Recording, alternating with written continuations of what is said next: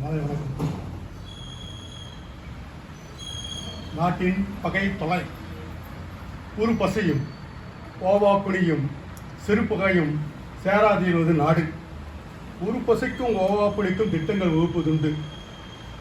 ஓவா புலியோடு உட்பகை என்று ஒன்று உடலிருந்தே கொள்ளும் பகை ஒன்று உண்டு. பொய் சொல்ல அஞ்சாதது, புறம் சொல்ல அஞ்சாதது, திரிவுவாதம் செய்ய அஞ்சாதது, தொழுத கையுள்ளும் குருவால் ஏந்தும் தன்மையது. தான் அறியப்படுத்த சமூகத்திலிருந்தே தனக்கான அடிவடிவ தயாரித்துக் கொள்ளும் வஞ்சகம் உடையது. அப்பகையறியா சமுதாயம் பகை வெல்வதெப்போது?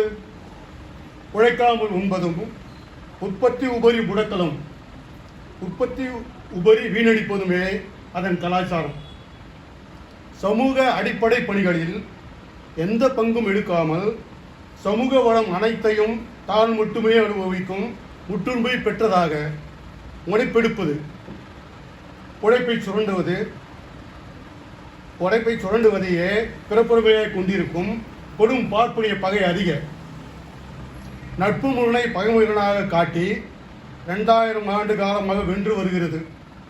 வழிமுறை முக்கியம் ஒன்று, வெற்றி ஒன்றே அதன் குறி.